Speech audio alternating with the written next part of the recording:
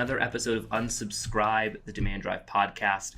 I am one of the hosts today, AJ Alonso. I'm joined by my co-host, Alex Ellison. Alex, how are you today?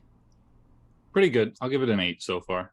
8? I would say 8 is good. That's out of not 10, pretty. just for the record, not out of Yeah, 100. 8 out of 100. I feel good. 8's pretty good, pretty good. We've got a fantastic guest with us. I don't know if he's an 8 out of 10, maybe he's an 8 out of 20, maybe he's a 10 out of 10 today. Josh Schwartz. Josh, how you feeling today? Do I have to give like an out of 10? I mean, you can give me any number you want, really. Okay. I'm just super excited to be with you guys. Long-time listener, first-time caller, 10 out of 10 kind of scenario. Oh, love it. Anyway, this is the Demand Drive Sports Podcast. No, I'm kidding. Josh, I'm excited to have you on today. We're going to be talking a lot about change management, about how to help organizations grow and scale. It really ties in with your role at Bregal Sagemount. So let's actually start the conversation off by giving an introduction of like who you are, what you do. Really set the groundwork for what we're going to talk about, and then we can dig into the meat of everything after that.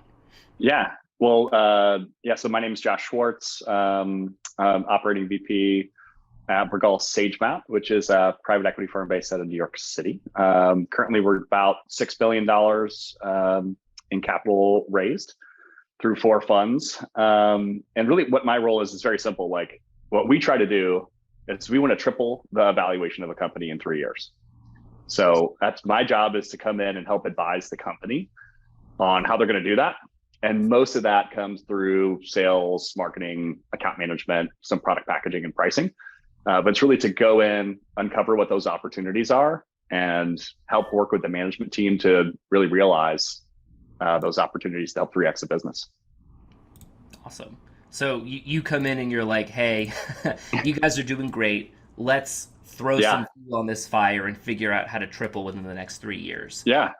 What would you say are specifically, our audience listeners, you're all in the sales development space, either as individual contributors or people who manage those contributors. When it comes to going in and throwing some fuel on the fire for these organizations, in the context of sales dev, what do you do? Like, how do you dig in and really help these organizations? Yeah. It's so interesting because I work like directly with like the sales development team, sometimes directly with the sales development managers or leaders, sometimes with the C-level, executives. But I mean, I'll go all the way down to like literally doing cold call coaching. Like I'll pull up, the dashboards that I've like in reports that I've created with the sales dev leader, and like go through their talent and say like, what's happening here versus like the goals versus attainment. Is it effort? Is it coaching? And I'll help them kind of like find those things and help guide them like in that path of like, how are we going to help the team get better? And it's a lot of stuff in there, right? I mean, if you've ever dug through Salesforce, dug through HubSpot, dug through, SalesLoft or Outreach, and like read templates, like do all of this stuff, like that's the kind of stuff that I'm getting into, with the sales reps themselves and with their leaders too. So you get that micro where like, it's hard sometimes, like forest in the trees analogy, where like if you're an SDR in an organization, it's hard to imagine like sometimes the big impact that you individually can make. You are one tree amongst a large forest, but you're saying that you can go in and take a look at someone's cadence and go like, oh no, here are some basic like optimization techniques or tweaks we can make to this to engagement, which in the long run lead to more pipeline revenue. Absolutely. Yeah.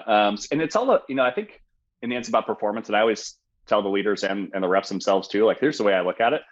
In the end, it's all about like, did we hit our revenue goal? And then like, we kind of work our way backwards. Like, I'm not the kind of guy that's like, oh my gosh, you didn't make 50 phone calls today. Like, that's not me. But what I will do is like work my way backwards. Like, did you have enough ops created? Did you have enough meetings that actually occurred? Did you schedule enough meetings? And then like below that is effort. Like, did you put in the effort? And so, and in between each one of those like stages, you put in the effort, but you didn't book enough meetings, right? Well, why is that? Well, we need to go back and listen to the tapes. Let's review, your research. Let's review the emails. Usually if you like find something there to tweak, and then like the next step up, same thing.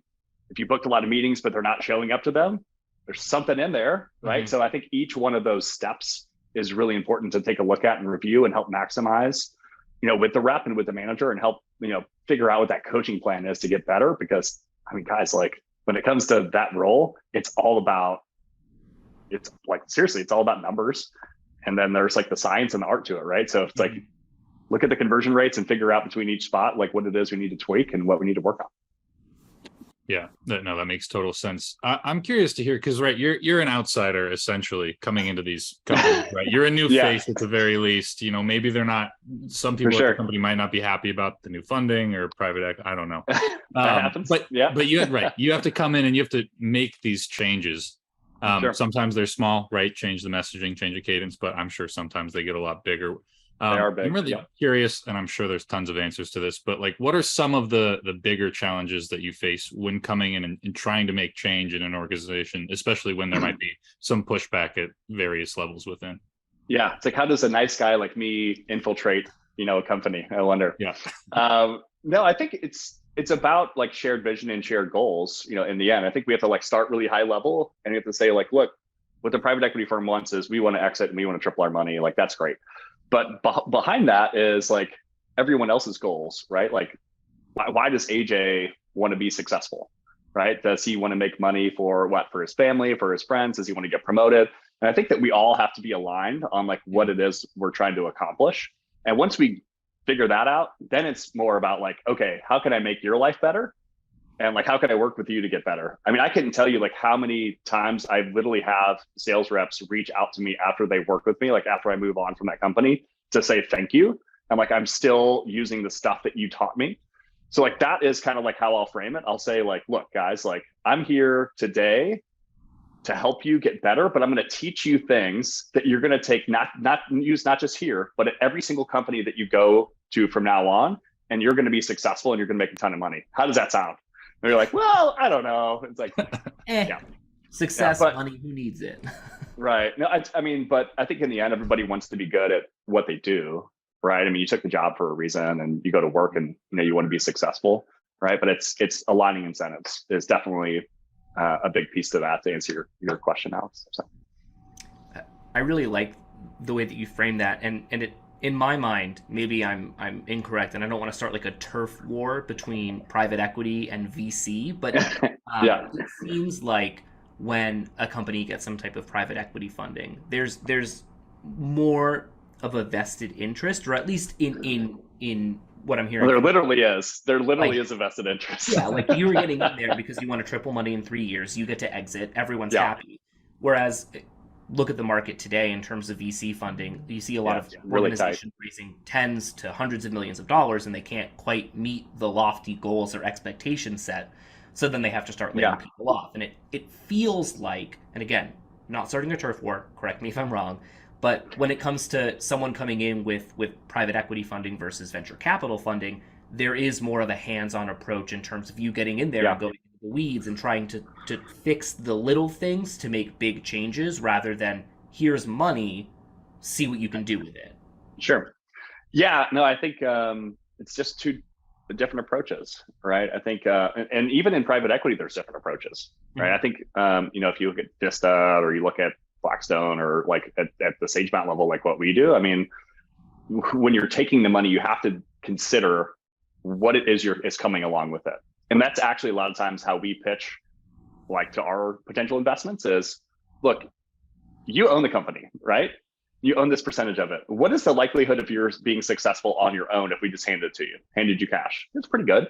But what if it also came with like a ton of experts, like in every category of your business that you need? What if we gave you money and we gave you experts? And like, that's kind of our pitch is that if you want to, run the best business that you can to maximize your outcome as an owner, like this is the right kind of money for you, right? Because it comes with us. However, we are going to dabble in your business, right? We're going to come in and we're going to get in the weeds with you, and and we're going to do all this stuff. We're going to send people in like me to come in and help. So if you want the help and you want us to get in your business, then like that's the right kind of money, that to take this PE money. So that's interesting. It kind of made me think about, Alex, your question earlier about like you're an outsider, you get brought in to make change.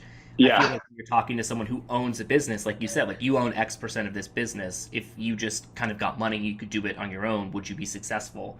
You're almost asking them like, if I weren't here, what are the chances that you're successful? I'm here to make change. I'm here to change Right. the things that you do on a day-to-day basis, because either A, you're building it on a faulty foundation, or just the way that you envision what the future looks like for your organization might not be feasible in the next X percentage of time that you think it might be. Mm-hmm. So how often do you hear, when you get brought into an organization, like the classic sort of roadblocks of like, that's not how we do things, or like, we've always done it this way, right? I feel like that's All the time. like, Yeah. you come in and you're like, well, you didn't set up your CRM in a way that we see a lot of companies who are profitable do it. And it's like, cool, but we did it this way. So like, that's how we want to rock out. Yeah. Yeah. I think that I take like one step back. It's important to understand that like companies go through phases, right? Is that like, there's a founder that founds the business and you can usually get it to this point. And there's like this spot where like, maybe they start to like plateau. It's just like, man, I don't understand like what to do next. Right. Even if I took $100 million in funding, like, I don't know like how to scale, or I know product really well, but I don't know sales, or I know sales really well, but I don't know these things. And I think it's like someone like just being really honest with themselves around that. Right. Like, and that takes like a really smart founder to have the mental capacity, the EQ to know like, hey, I need help. Right. Like, that's really, I think that's like a really interesting person in itself, that to have that kind of awareness, I think. Yeah, that self-awareness. It's something we teach the reps, right, all the time. Sure. Individual contributors, you have that self-awareness, you'll be able to grow. I think sometimes you forget a little bit when you get to that leadership level, like, you need that. You need to keep kind of that self-awareness. Right. Because like everybody in the media, you're getting all this praise, right? You're doing such a good job. You're great. You got this huge funding round. Like, that's all awesome. But like, I think the honest truth of it is like, to be self-aware and to know where you need help will help you grow your business and to be more, successful, in the future. That's for sure. So, and now I forgot what your original question was. I feel like you're gonna have to ask me again. Just how often you hear someone say like, that's not how we do things, or like, we've always done it this way. Just that being kind of like the biggest. For sure. Yeah. So I think that's definitely a thing, because part of our process as we come in, like someone like myself, is to come in. We don't just like look at the data. We don't just like talk to C-level executives. Actually, what I have is like, I interview as many people at the company as I can, right? So I might interview like 50 or 60% of the people in your company. Wow. Right. And I'm talking to reps, I'm talking to managers, I'm talking to C-level executives. And the framework of that is, what is getting in the way? Like, what's slowing us down from growing? And like, what growth ideas do you have? Like, how should we be growing this business? And when you're asking like every single person in the business what those things are, we compile all that data and we give this huge, basically like presentation, like back to the board and the C-level executives. And a lot of times they don't even know those things. Right. And like someone like myself that is just like super nice can like talk to folks and we can have those discussions, but it ends up working out because then my job is to go remove those roadblocks from the sales reps, or like to help them get access to the things that they need. Right. Like someone will say, like, for example, like, I don't have enough good phone numbers and emails to do my job, to do outbound prospecting. Well, great. Josh is going to go make sure, that you have Zoom info or Lead IQ or whatever, right? I'm going to go make sure you get the data. Or like somebody will tell me like, hey, the CRM doesn't work in this way. Like, awesome. I'm going to go make sure that lead routing is optimized, and I'm going to get hands on myself and make sure that it gets done. Right. So I think it's a trust thing. Like, I want them to trust me and tell me what's going on. And that's a really hard to do sometimes to your manager or like to your CEO. Right. But you can tell Josh, and then Josh is going to go be honest with these folks and get that shit done. Excuse my language, but we're going to go get it done. Yeah. I think that's, like, it's been said a few times. You're an outsider. You have an unbiased opinion. It might be that, hey, this guy doesn't know what he's talking about because he doesn't work here. He doesn't know what the ins and outs of our business are like. But the flip side is like, hey, this is someone that I can like trust because they don't 100% understand what goes on here on a day-to-day basis. And I feel more comfortable telling them the issues and challenges that I'm having because they aren't my manager. They aren't my boss. Sure. I'm not complaining to him. I'm telling him what roadblocks exist because he's not exactly. I think that's a huge mindset shift. Oh my gosh. But I love those conversations so much. I love like starting with a new business and like having those discussions, and then like also working on, we're talking about change management, right? So like how do you take it from like data and interviews and implement a thing that the whole company agrees on that we're going to go work on? And the way that is, it's all about how it's framed with the employees there. It's like, look guys, like the best ideas come from the employees of the company. You work here every day, not me. What do you want your future to look like? Oh, okay. But also then when we come back with the plan, that nobody's surprised because they said those things, right? And I think that's a really big piece to the change management discussion is like, how do you bring people along? How do you get people to agree? And how do we all like focus on the right stuff to make the business, help progress to like that next stage of the business, right? Yeah, I'm curious. You make that sound like it's just a really smooth process, but I have to imagine that have there ever been times when you have like two people at a company, maybe they're even higher up, that just their idea for how to change things or their idea for problems are just like completely opposite, totally opposed. Sure. And like where do you find that common ground when you know that there's someone at the company that's just like not going to agree with the direction that you want to help them get? Yeah, I mean, and that happens, right? And there's a math discussion that needs to happen, right? So anytime that you think about like what the initiatives are, we have to figure out like what the impact is going to be. Just like if you're having a sales discussion, and maybe that's why I'm like kind of good at what it is I do, is like this is all about helping people quantify pain, find it, and then figure out like what is that actually worth, right? And there's a discussion and a calculation around what's called like enterprise value. All right, enterprise value is basically like you take your revenue number, you apply like a EBITDA percentage to it, and then what is the going rate out in the market as like a multiple for like that type of growth company? Are they getting 10x, 15x, 20x, 100x, whatever? And we just say like, look, if you do this right, here's what the opportunity is there. It's $20 million in enterprise value. So it's like, okay, well, what are we talking about? They're going to make $20 million if you spend 100 grand, right? And like, if you have the discussions like that, then people are like, oh, well, I don't know why we're even talking about this. Yeah. But I think, no-brainer. Yeah. And then the other part is like, you just want to put everything, and actually was having this discussion this morning with, I was interviewing a COO at one of the businesses I'm working with actually in Europe. And we basically just talked about like 4 bucks, right? It's high impact, high effort, low impact, low effort. And then like, we have to categorize those things, right? Like what are some like quick wins? What are the low hanging fruit that we can knock out that's going to have a high impact? And then once you kind of like do those things and people in the company see that, then it's okay to go work on like the high effort, high impact type stuff, which is like really big transformation, like the stuff on your hat. Like say we need to switch a CRM or implement marketing automation or hire a whole new team. Like that kind of stuff takes a while, but you got to prove yourself first. So yeah, for anyone who's just listening to this and not watching it, for the people out there who are just audio only, I have a Salesforce hat on right now, so that was the hat reference that was made. Yeah, I think that's we talk about this a lot, not in this context, but just in general, micro to macro, thinking about the little changes that you can make that then lead to larger changes. Whether it's we talked about it in a recent podcast, setting personal goals. Thinking about like a large goal and breaking it into more achievable micro goals so that you do the little things that lead to the big thing. Absolutely. I think it's like fairly transferable to what you're talking about, where you get brought in and you're like, hey, there are these little things that like we typically do at organizations that make an impact. They're low effort, and they make an impact that is visible to people to sort of build that trust and credibility that you need to then allow you to make some larger, more transformational changes, the high effort, high impact.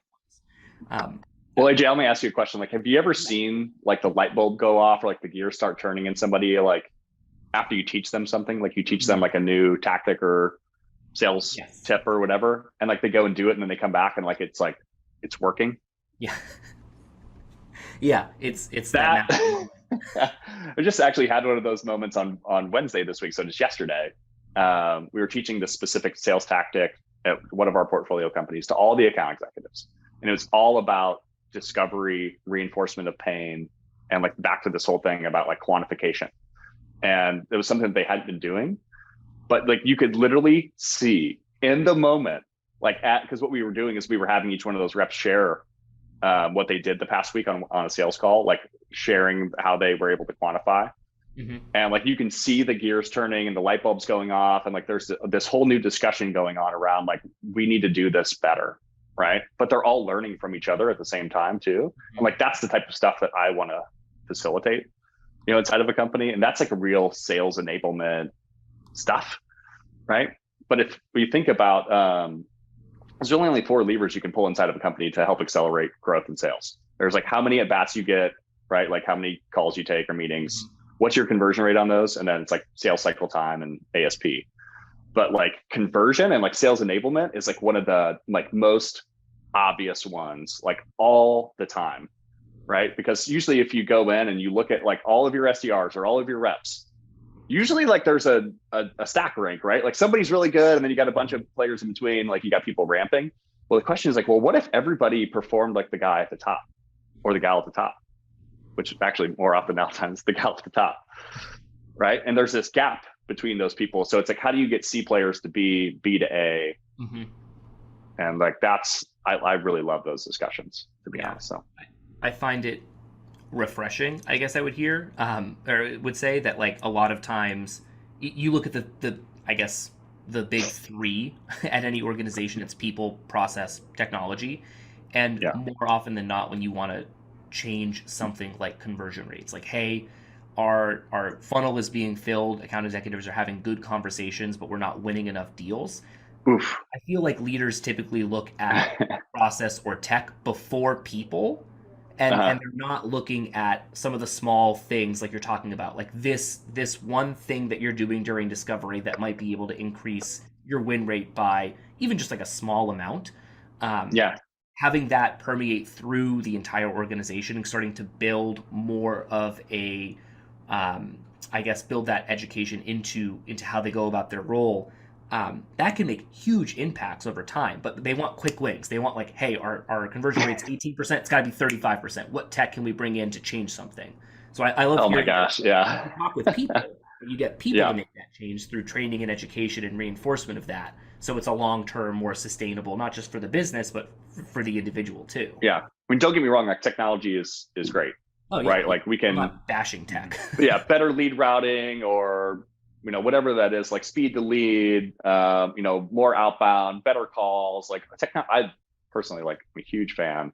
There's so much sales and marketing technology out there today, but I think in general, sales is still a people business, right? I think it's a really good way to put that is like, we all have good days and bad days, right? Like some days, like you're just on fire. Like you guys probably run the best podcast ever, just like this one. And then, there's other days where it's just not clicking. It's not firing. You're going to have bad days, but man, it's like, I want to just reduce the amount of bad days through good process and good teaching. Right. Like that kind of stuff also makes an impact on the person. Right. I think I actually had, the sales rep in Amsterdam I was working with. She might listen to this and laugh, but I remember she told me back in the day, like her goal was to be able to buy a house. And like, that's amazing. Cause like anytime anybody, like if you're a sales leader and someone tells you like, I just want to make more money, like I call BS on that all the time. It's like, well, the money's for what? Yeah. And that's what she told me. She's like, I want to be able to buy a house and I want to all this stuff. Right. And she had messaged me just like a year later and was like, Josh, I bought a house. And it was like all of this stuff that we talked about, the Sandler training, the how to use outreach, how to use Salesforce, run reports. Like she went from an SDR to an AE to an account manager in like 18 months. Oh, wow. Which is like unheard of. Right. Yeah. But she was willing to put in the effort and like crush her role, but then also was like learning at the same time. And like, I mean, she dedicated herself to that. Right. I think there's SDRs out there all the time ask like, how do I get promoted? How do I get promoted? Like, that's how you do it, by the way, is you are really good at your role. And then you're also trying to figure out what's my gap to the next one, and then learning and just like immersing yourself in that stuff. Right. It's like listening to podcasts, reading books, blogs, having a mentor. Right. What are the gaps and how are you going to get better at those things? Yeah. One of the things I find interesting there, especially relating to what you were talking about, AJ, is that there seems to be either, I don't know if it's a lack of trust or maybe it's just like teaching people is less tangible than buying a new piece of tech. But Josh, would you be able to pinpoint like what are these things that cause founders or like high level people at a company to maybe look at tech and process before looking at people, before looking at like training them to do a better job with what they already have? Probably just like really good marketing by the sales tech companies, they sell the dream. They do a really good job of selling, because like it's having that job, by the way, is great. Like being a salesperson that sells to salespeople, like could not be like, it's great. Right. And that, I think there's always a mix between the two things, but I don't even think it's that. It's not like, hey, let's look at tech and process. You got to start higher than that. Is like, what is the initiative, or like, what is the problem that we're trying to solve? Right. I think that's where you start. Like, I'm trying to do what? I'm trying to 3x new logo leads. Okay. Well, how do you do that? Like that, then you go buy the tech to support the issue or the problem, right? Not just like, hey, we are going to buy it. Like that's not going to do it. Because then you get a bad implementation, nobody uses the tool, and then you're like, why do we even have this thing? So there's no, I've said it before, I'll say it again until people, I guess, stop talking about it, but there's no silver bullet in any of this, right? You can't just buy something or do something that fixes all of your problems.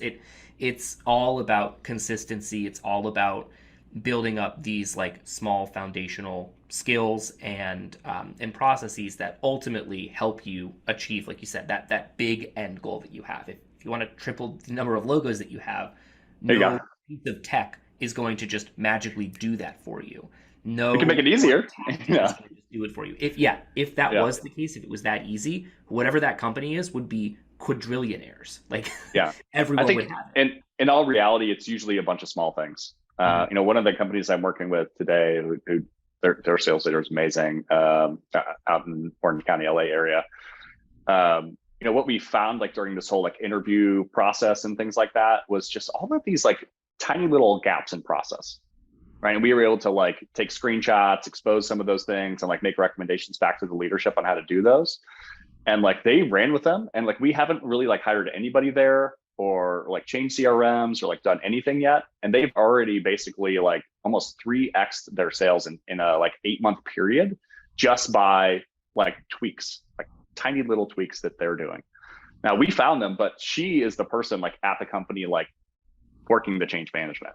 So kudos to that. But like, there's so many like things like that are out there. It's like, man, if you could just like tweak this little tiny knob a little bit, right? Like for example, like let's talk about lead routing again. Like if the lead routing like works really, really well and reps can get to it in under 10 minutes and your phone call that you make is on point and you book a lot of meetings from that, that's like perfect case scenario, right? Then there's this other scenario where, a lead comes in, it's not connected to the CRM, a rep gets an email or the manager does, they have to send it to the rep just let it sits there.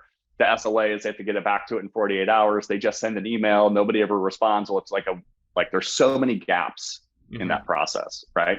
So I think like knowing what your ideal is and like knowing what the current state is, like if you read Keenan's gap selling, like you got to find like this spot like in between. And even in that book, Keenan talks about change management, like, and like building the gap between two big things, right? Like this problem's really bad. This is current state. This is like the thing you want to get to. How do you work the change management process in between to get somebody there? I think that's what sales is all about, really. Yeah. Do you think it's like, so the example that you just gave working with this organization and kind of highlighting some of these process improvements, is it lack of maybe like visibility from leadership just because they're so focused on other things, they're not paying attention to this? Is it a lack of education sometimes, just not knowing that like this is a process that can be optimized in a way that they're just not aware of? Like when you get in there and you dig into a situation like this, what typically is sort of the reasoning behind why these gaps do exist? And for you, is it more about like education or visibility? I think it's sometimes you just don't know what you don't know, right? It's a weird thing to say in that scenario, but it's like let's go back to that like scenario where there's like a founder who's like a really good product person, right? And they're really good at some other things, but maybe that's just not their thing, and they like aren't focused on that, right? But they haven't quite got to that point where they've had somebody come in and like audit that, right? So that's what I'm doing. I'm coming in and like auditing your process there and finding these gaps. And sometimes, like you were talking about forest from the trees too, right? When you're working in the business, it's like you're not always focused on stuff like that, right? Because you're just so focused on like what's happening today, how can I get my work done? So to have somebody come in, right, like you said, from the outside, who's a stranger, to come and do like look at all of this stuff and then make recommendations to you, and then back it up with stats from like different research articles, from Gartner or Forrester or Serious Decisions or whatever. Like when you have all of that, then you're like, oh, we should have done this forever ago. But like a lot of times you just don't slow down enough because you're so busy in the work to like think about, how are we going to make these types of improvements? So I like that. You don't slow down enough. I kind of want to, I guess, kind of end the conversation thinking about what you just said about being an outsider coming in and sort of making that change. Is it possible for someone to do this within their organization? Like obviously you don't have that unbiased opinion. You are someone who works day to day, but like if you really want to make a change within your organization from a leadership perspective, and you have the visibility and education as to how to fix some of these process improvement gaps, how do you as a member of that company make that known to leadership and start to make real change within the organization without having to bring someone in from the outside? Yeah, I think there's usually a catalyst for it, which a lot of times is like a new hire. Like say like that, Alex, you got hired to be the new CRO at X startup with $10 million in revenue. That's Sweet. Nice. Congratulations. But like, what's the first thing that you're going to do when you get there? You're going to do a lot of this stuff. What's going on? Yeah, exactly. Right. Yeah. Like that's usually unfortunately, that's usually the catalyst is a new hire that is trying to figure out like what is happening at a company. And like, that's almost how I treat myself. Is like, I'm a new hire of this team on the sales marketing leadership org, and I'm going to go figure that stuff out. Right. To do it yourself, I think that a lot of times you got to have the numbers, right? So if you have all of this stuff, if you've got, how many inbound leads do I have? What's my conversion rate on those? What's my conversion rate to op, et cetera? If you have all of that stuff set up already, then it's really easy for you to go in and audit it. But that's usually the first problem though, is that nobody has the data, like doesn't know what to look for. So I think if you have the data, then it's easy to audit, and you can take a look at it, every month or every quarter, and ask yourself, like, what if we converted our inbound leads by 25% more? What's the impact down the funnel? Like, how many more ops are we going to get? What's the win rate on that? And like, that's the kind of stuff that I think that you can do internally, is like, what's the tweak that you can make? So, but usually the catalyst, honestly, is like a new hire, like Alex as the new CRO of X company. Can't wait for that first paycheck. Dang. Yeah. Yeah. But yeah, if you don't have an Alex, I guess I really like that idea of like noting that you have the ability to make some incremental changes, or at least like you have a large pie of things that need to change, doing it slice by slice and being able to break it up. Like, okay, like you said, lead routing needs to get improved. Let's focus on this for the next few months. Once we get to that ideal state, now let's focus on CRM optimization. What are things that we might be missing? Like not doing it all at once, having like you come in and you have a 3-year plan, right? Even thinking about it that long and being like, great, if I want to make real change at this company and I slice that pie up into enough pieces where over the next couple of years we make some real change, like over time, as one piece goes, as the second piece goes, you'll start to see some real change in the organization and get that momentum and start to be able to do it again and again and again. Yeah. So in closing, I'm going to ask you guys a question, which maybe is different. I like that. So let's say that you walk into an organization and you have to make a decision on what are you going to change first. Okay. You find that they need to improve their website and SEO optimization. That's number one. Number two, you find that their outbound emails don't convert at a rate that they should. Or number three, late stage sales process deals fall off, like stay like stage 4 out of 5. Like there's like a heavy drop off. Which one of those would you guys work on first? That's a great question. My gut, and I could definitely be wrong, I want to say the late stage drop off, because if you increase the number of MQLs coming through or whatever coming through and they still get there and that close rate is still low, you're not really helping at all. Yeah. I like it. Love that. I guess Yeah. Yeah. My default answer actually before listening to Alex was changing up the website and SEO optimization. I obviously, as someone in marketing, have maybe a bias towards looking at that. I'm in marketing. I didn't have that bias. You can't do that. But you're right, like Alex. To your point, I think if you want to look at sort of fixing the funnel, the three scenarios you laid out, one of them is much deeper stage that has an actual significant impact at pipeline revenue, whereas if that's not fixed, no matter how much you fill the top of the funnel, you have better SEO, you have better outbound messaging conversion, you're still putting people in that might not convert. So you're playing the numbers game of like, well, our conversion rates aren't good, but if I triple the amount of people in there, then we'll probably be okay, right? Yeah, it's a lot. That's a lot of effort. Yeah. Band-aids rather than long-term sustainable fixes. Yeah. So I think let's use our, like in closing, let's use our like high impact, low effort scenario, right? This is exactly what this is. Like SEO is long tail game, right? Fixing outbound emails only gets me so more meetings that can still fall off in the funnel. And of course, our future CRO here, Alex, is right. You know, like if you can fix stuff late funnel immediately, it's going to make an immediate impact on revenue, right? So I think that's a great way to think about that. And this is exactly how I would think about, change management as well. Get that quick win at that other side. And then while we work on this other stuff and get it better at it, but you got to fix the stuff that's going to have high impact, immediately. So, love that. If you were to sum up everything that we've talked about today, which I think is impossible, but if you were to distill something into just one like takeaway, one thing that you want someone listening to this to get away from the episode, what would that be? Yeah, I'd say it's choose what you want to work on like really carefully. I think is a good way to put it, right? When you're thinking about change management, it's like, what's the order? How are we going to do, what things are we going to do first to make an impact? Yeah.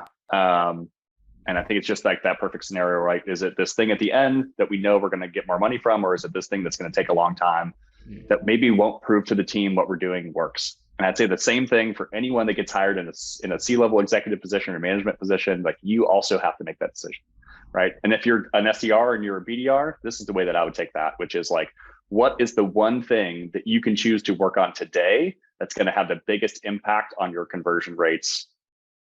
Like to get more meetings, or to get more meetings, to get more held, to get more opportunities. What's the one thing you can do today? Focus on that one thing, perfect it, get really good at it, and then move on to the next thing. Awesome. Powerful stuff. Really like that synopsis of what we talked about. Josh, thanks so much for being here, for being on the show, sharing some wisdom. If people wanted to get in touch with you, continue the conversation, learn more about you, how can they do that? Yeah. Easy to find on LinkedIn. I'm just the big, tall, like redheaded guy that works at Bregal Sagemount. I think there's just one of us. So yeah, feel free to shoot me a message on LinkedIn. Happy to chat. If you found something in here that you have a question about, happy to answer it. If you live in the St. Louis area, happy to grab, a cup of coffee or lunch, whatever that is. Always talk about St. Louis sports. Albert Pujols hitting 700 home runs. So come, you can come get me that way, or you could buy me tickets to a concert, and I'll happily chat with you. I like that. Well. Different levels of getting involved. Coffee, concert tickets, talking about baseball. Yeah. Awesome. Yeah. Well, thanks again for being here, Josh. Really appreciate it. This has been the Unsubscribe podcast. Remember to subscribe to Unsubscribe. Get more tips and tricks like this in your inbox, and we'll catch you next time. Thanks again, Josh. Awesome. See you guys. Thanks for watching this episode of Unsubscribe, the Demand Drive podcast. If you want less of those nasty unsubscribe emails in your inbox, go ahead and check out some of the content we have to the left, and make sure that you subscribe to Unsubscribe to keep your SDR team in tip-top shape.